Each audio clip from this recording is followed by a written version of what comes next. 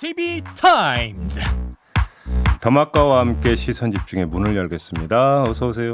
네, 안녕하세요. 더마카입니다. 오늘도 촌철님들이 유튜브 댓글창에서 미리미리 오셔가지고 인사들 나눠주고 계신데요. 네. 토모님, 일단 모닝커피로 정신 좀 차리면서 잘 듣고 잘 볼게요. 네. 잠 깨고 계시고요, 토모님. 바람의 파도님, 반가워요. 종배 할배도 반가? 뭐야 이제 형에서 어떻게 할배로 이렇게 아니, 수직 상승을 저희 해요. 시선 집중의 청취자 스펙트럼이 넓어지는 건 좋은 일이죠. 그러면 이분은 영아 유치원 다니고 있나 보다. 유치원생이 지금 벌써 이렇게 댓글도 달고 그러나 보죠. 나름 하트를 3개나 보내주셨는데 좀 반가워해 주세요. 저한테 할배라고 할 수 있는 사람은 유치원생 말고는 없을 텐데. 네, 그렇습니다. 바람의 파도님 반갑고요. 네. 날지 않는 새님은 고유과에 대중교통 이용하며 출근하고 있습니다. 그 덕에 듣기만 하다가 댓글도 달 수 있게 되었네요. 라고 인사해 주셨어요.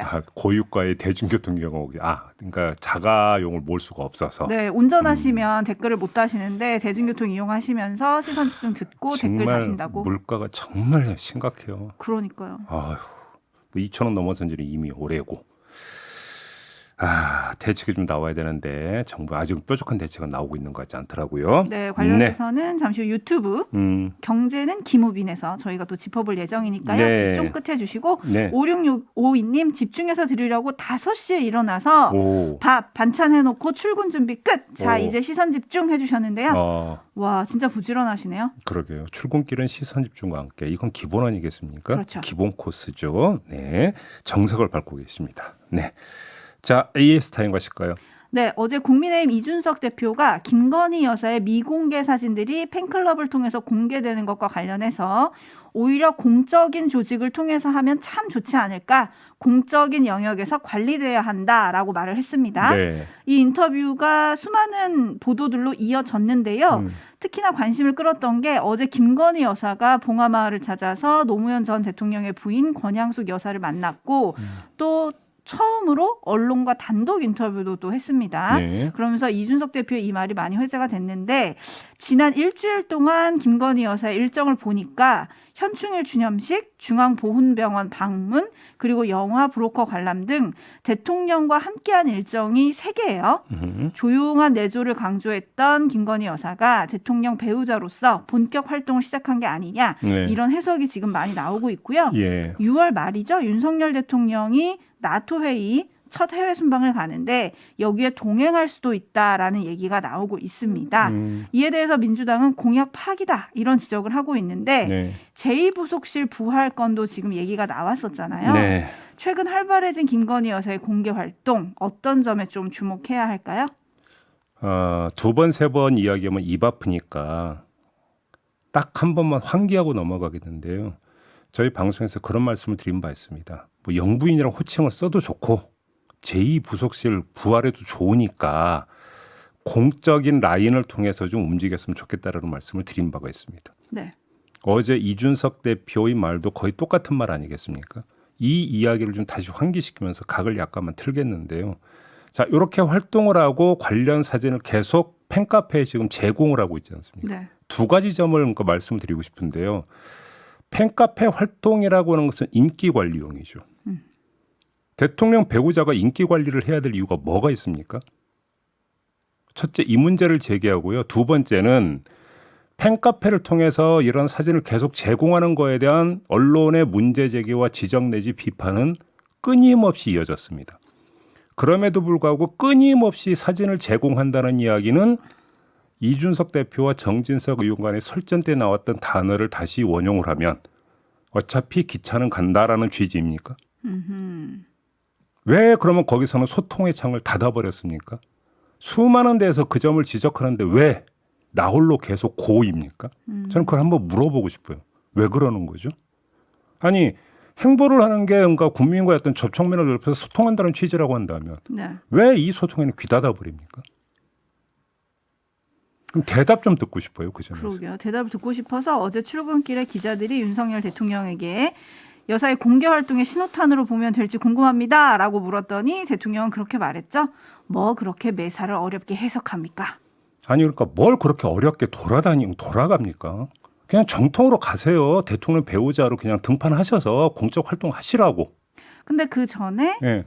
그러면 조용한 내조로 말했던 것과 제2부속실 폐지에 대해서 얘기했던 거에 대해서 설명은 해야 된다. 이게 또 그때 제2부의 말이었잖아요. 설명은 당연히 하고 네. 넘어가야 되는 거죠. 말을 바꾼 거니까. 네. 그렇죠. 그렇다고 하지 말라고는 안 할 거 아닙니까? 이렇게 할 바에는 그게 낫다는 얘기예요. 4472님께서 조용한 내조치고는 언론 보도가 참 많네요. 라는 의견 보내주셨고 네. 매누님은 인기 관리용이 아니라 국민의 알 권리를 채워줘야죠. 라고 해주셨는데요. 한번 지켜보도록 하죠. 그리고 네. 오늘 중앙일보를 보니까 현재 대통령실 부속 비서관실에는 김건희 여사를 돕는 인력이 3명 정도 있다고 하네요. 이게 제2부속실의 부활인지 아닌지는 조금 더 지켜봐야 될 것 같습니다. 네. 제이비타임즈 오늘 주목할 뉴스들 챙겨드릴 텐데요. 오늘도 특집으로 준비를 하셨다고요? 먹고 사는 문제로 한번 좀 집중을 해봅시다. 이른바 민생 뉴스 종합이 되겠는데요. 네. 국민의힘의 박대출 의원이 지난 10일에 중대재해처벌법 개정안을 대표 발의를 했습니다. 간략하게 내용을 추려드리면 법무부 장관이 관계부처의 장과 협의를 해서 중대재해 예방에 관한 기준을 고시하고 기업이 이 고시에 따라서 작업환경 표준을 적용하는 등등의 노력을 한 다음에 법무장관 인증을 받으면 그 기업의 그러니까 산업 현장에서 산업재해가 발생한다 하더라도 그러니까 사업주와 경영 책임자의 처벌 형량을 깎아주는 이런 내용이라고 합니다. 네, 시행한 지 얼마나 됐다고 벌써 개정인가 좀 물음표가 생기긴 하는데요. 네. 정리를 좀 해주시죠. 주목할 점이 이게 그냥 박대출 의원의 개인적 차원의 발의냐 아니면 여권의 조직적 개정 움직임이냐 요걸 좀 봐야 될 것 같은데요. 법안을 발의하기 위해서는 동료 의원 최소 10명의 서명을 받아야 되지 않습니까? 그렇죠. 이 서명을 해준 의원 가운데 권성동 국민의힘 원내대표가 포함이 되어 있다는 점 하나. 네. 두 번째, 이준석 대표가 어제 이 문제와 관련해서 기업인의 활동을 위축하는 요소가 과도히 있는 경우에는 당연히 기업 활동에 대해 어느 정도의 공간을 마련해야 한다고 지지 의사를 밝히면서 당론 추진 가능성을 시사한 점. 이게 두 번째. 세 번째, 이 대표 발의자인 박대출 의원이 언론 인터뷰에서 중대재해처벌법 개정은 윤석열 대통령의 대선 공약이었을 뿐만 아니라 윤석열 정부의 친기업 기조와도 맞아떨어진다고 말한 점. 요 세 가지를 종합을 하면 여권의 조직적 개정 움직임이라고 봐도 될 듯합니다. 자, 관련해서 윤석열 대통령이 당선인 시절에 했던 말 한번 들어볼까요? 경영 의지를 좀 위축시키는 그런 좀 강한 좀 메시지를 주는 법이기는 합니다만은 촘촘하게 합리적으로 잘 설계를 하면은 기업을 하시는데 큰 걱정이 없도록. 네, 기업을 하시는데 큰 걱정이 없도록 좀 개정을 하겠다라는 의지를 드러냈던 발언으로 그때 주목을 좀 받았었는데요. 네. 이미 윤석열 정부 국정과제에서도 중대재해처벌법 개정은 언급이 되기도 했었고요. 네. 뭐 손경식 경총회장은 노동부 장관을 만나자마자 또 기업의 우려를 전달하기도 하지 않았습니까? 네. 개정은 뭐 어느 정도 예고가 됐던 거다라는 지금 해석이 지배적인 것 같은데 네. 앞서서 제이비가 법안 내용을 좀 정리를 해주셨는데 네. 저는 법무부 장관에게 중대재해 예방 기준 고시와 인증 권한을 부여했다. 요 점이 좀 눈에 띄던데 요건 네. 좀 짚어볼 필요가 없나요? 관련 부처가 이제 고용노동부인데 왜 법무부로 가느냐 이런 말씀이신 거죠. 네. 저도 그 이유는 좀 잘 모르겠고요. 그 발의 취지를 좀 다시 한번 살펴봐야 되는 문제 이런 것 같은데 근데 지금 제가 이 먼지라 말씀을 드렸습니다만 이걸로 한정이 되는 것 같지가 않습니다. 아, 그럼 또 있나요? 자, 먹고 사는 문제라고 지금 말씀을 드렸습니다. 관련해서 추경호 경제부총리가 지난 2일 경제 6단체장과 만나서 물가 잡기의 필요성을 강조하면서 가격 상승과 함께 임금 인상을 자제해달라고 요구한 바가 있었습니다. 그리고 세금을 깎아주겠다고 약속한 바도 있었는데 관련 이야기 한번 들어보시죠. 과감한 규제 혁파와 법인세 및 가업 상속, 기업 승계 관련 세제 개편 등을 통해 기업 주도의 투자와 일자리 창출을 적극적으로 뒷받침해 나갈 계획입니다. 네, 법인세, 상속세 이런 거 깎아준다고 하면서 임금 인상은 자제해달라고 지금 그 요구를 하지 않았습니까? 네. 자, 물가 잡기에 뾰족한 수가 없는 상황에서 기업들의 이른바 동참을 유도하기 위해서는 그 반대급부로 정책 지원과 함께 임금 통제를 꺼내들 것이라는 전망이 따라붙었는데 거기에 딱 들어맞는 지금 발언이 나온 거지 않습니까? 네. 여기에다가 화물연대 파업에 대한 정부의 대처가 그리 적극적이지 않다라는 점은 여러 언론에서 지적이 된 바가 있었습니다. 네. 종합을 하면 윤석열 정부가 친기업 반노동적 성향을 조금씩 내보이고 있는 것 아니냐라는 진단이 성립이 된다는 겁니다.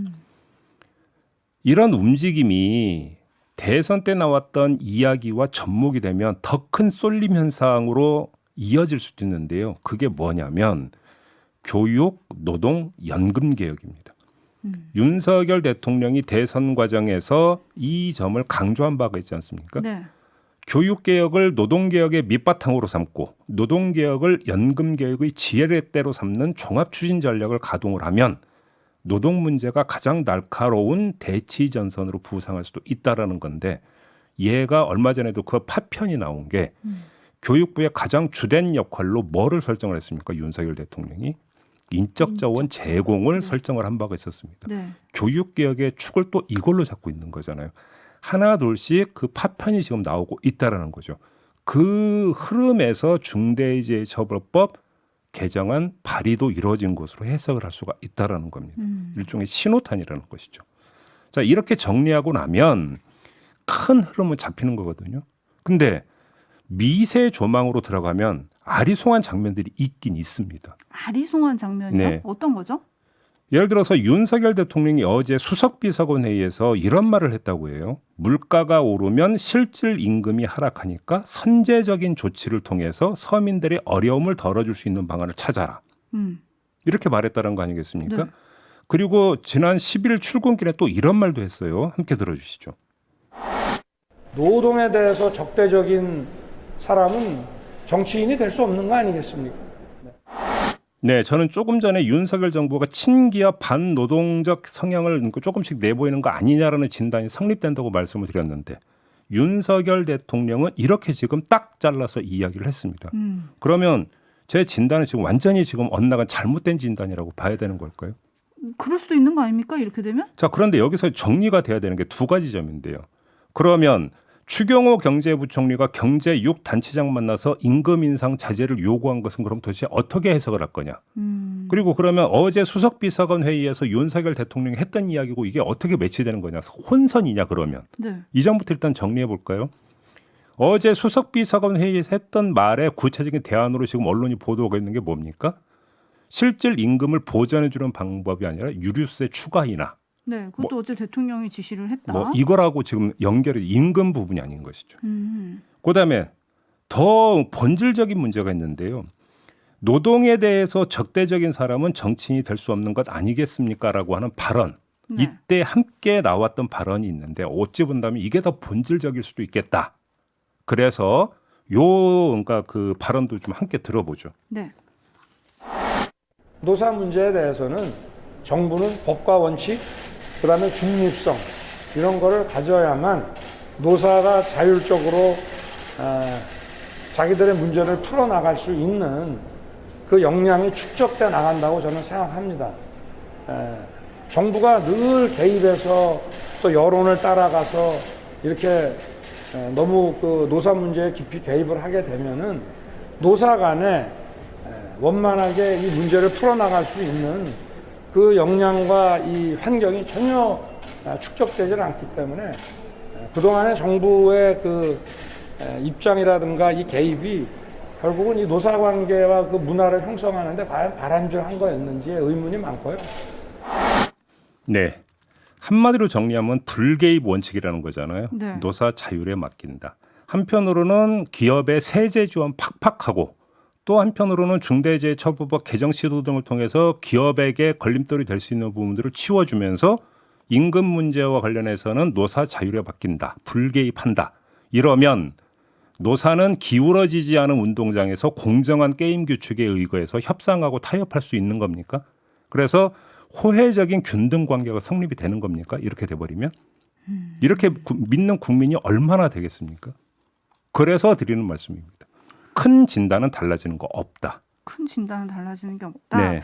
뭐 당장 화물연대 파업만 봐도 국토부는 어제도 저희가 얘기를 했지만 중재자로만 자신의 역할을 가두고 있잖아요. 네. 그래서 이해 당사자랑 국회가 입법으로 풀어야 한다라고 하는데 이게 지금 잘 안 풀리고 있고 더군다나 이런 가운데 전국 택배노동조합 우체국본부도 토요일에 지금 파업을 예고하고 있는 상황이거든요. 예. 이럴 때 지금 정부가 개입을 최소화하는 게 정답인가?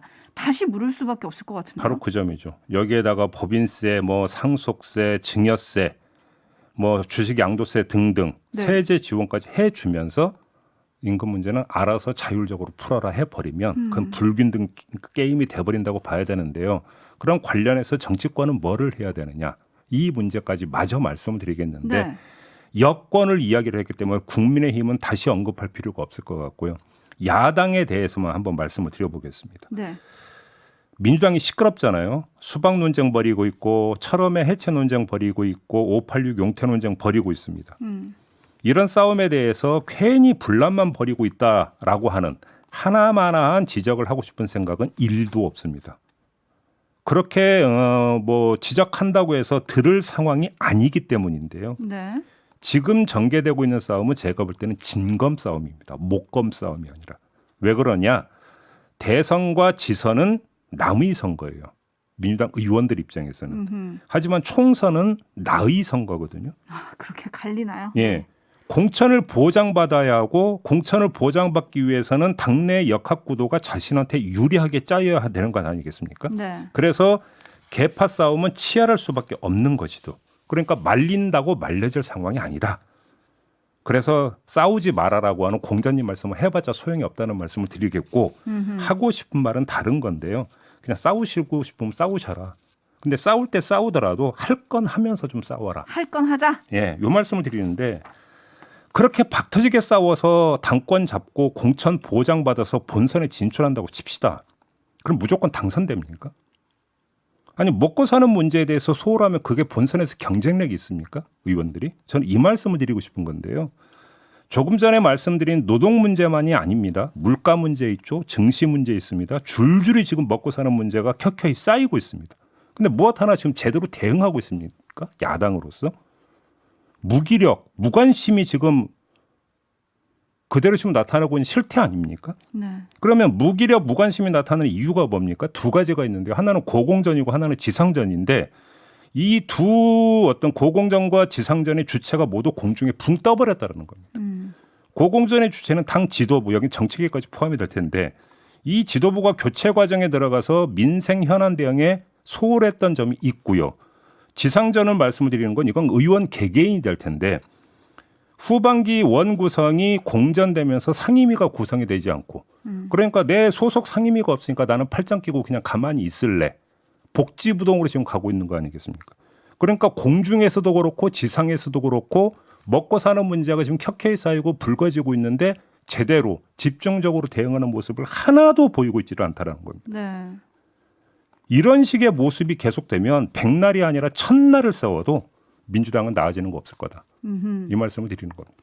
그래서 우상호 비대위원장이 유능한 민생정당을 비대위 목표로 잡았는데 과연 잘 될지 좀 지켜봐야 될 것 같고요. 촌철님들의 댓글이 지금 폭발하고 있는데요. 네. 몇 개 좀 소개를 해드릴게요. 일단 정혜윤님, 기업만 보이고 노동자는 보이지 않는 리더라고 해주셨고요.